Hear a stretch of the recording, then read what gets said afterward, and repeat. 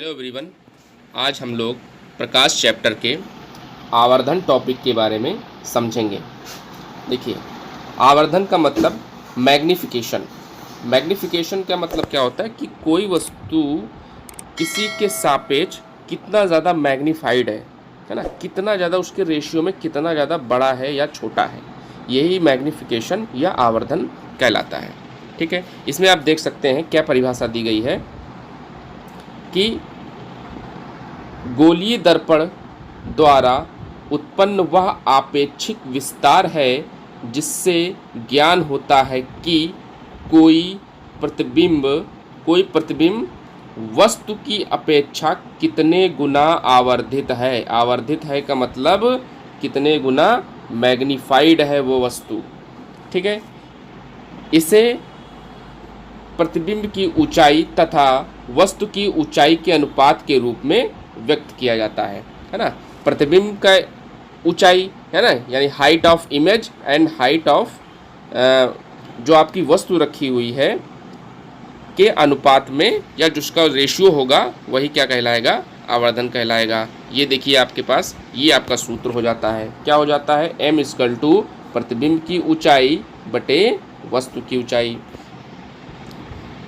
ठीक है, m = hi यानी हाइट ऑफ इमेज और अपॉन हाइट ऑफ ऑब्जेक्ट।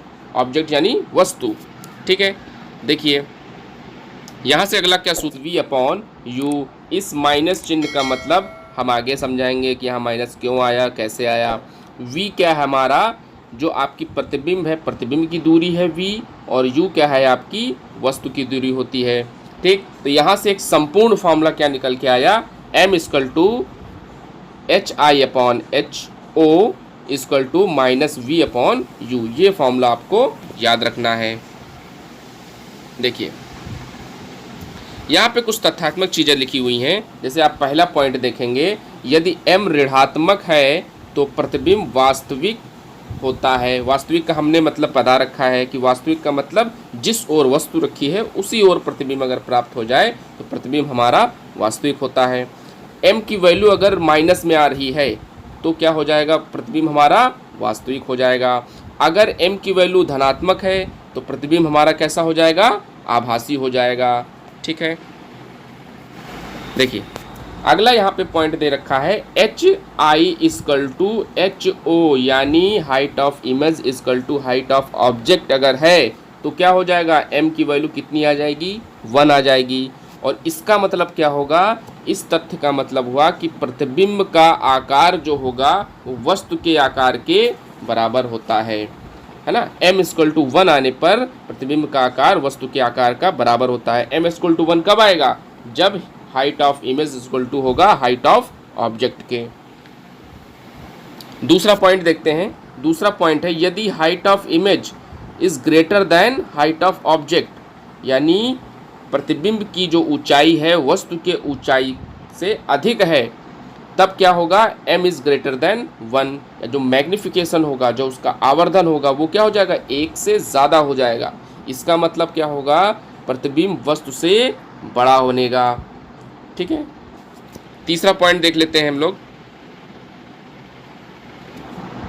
यदि hi > ho यानी प्रतिबिंब की ऊंचाई वस्तु के ऊंचाई से क्या है, कम है, तो उसका मैग्नीफिकेशन यानी आवर्धन क्या हो जाएगा, 1 से कम हो जाएगा। इसका मतलब क्या होगा, जो आपका प्रतिबिंब बनेगा वह वस्तु से छोटा होता है। यानी क्वेश्चन में अगर हम m की वैल्यू निकाल लें तो हम क्या बता सकते हैं कि प्रतिबिंब की प्रकृति कैसी होगी।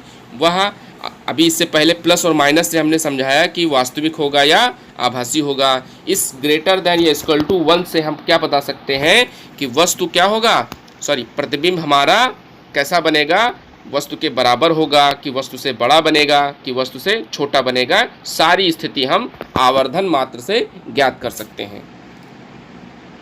देखिए एक पॉइंट आपका यहाँ पे देखिए, समतल दर्पण का आवर्धन सदैव 1 होता है। ये बोर्ड एग्जाम की दृष्टि से बहुत महत्वपूर्ण है। ठीक है, समतल दर्पण का आवर्धन सदैव 1 होता है प्लस में। इस प्लस का मतलब क्या होगा कि जो इमेज होगी वो कैसी होगी, आभासी होगी। ठीक है, और 1 का मतलब = 1 है, यानी कि इक्वल टू 1 होने के प्रतिबिंब जो होगा वस्तु के बराबर बनेगा। जितनी ऊंचाई वस्तु की होगी उतनी ऊंचाई प्रतिबिंब की हो जाएगी। ठीक है, अगला देख लीजिए, बहुत महत्वपूर्ण यहाँ पर पॉइंट है।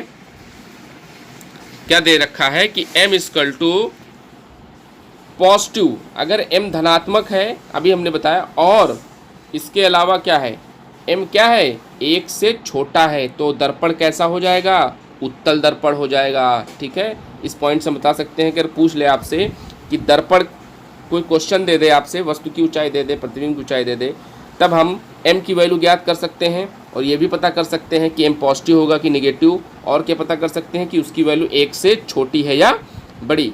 अगर 1 से छोटी है तो दर्पण उत्तल हो जाएगा, और अगर 1 से क्या है, बड़ी है, तो दर्पण हमारा अवतल हो जाएगा। यानी धनात्मक अगर होने पर m की वैल्यू 1 से छोटी है तो उत्तल दर्पण, 1 से बड़ी है तो अवतल दर्पण हो जाएगा।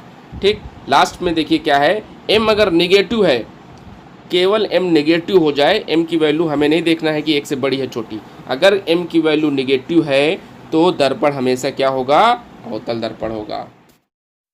मिलते हैं नेक्स्ट वीडियो में, तब तक के लिए thank you, take care, bye bye.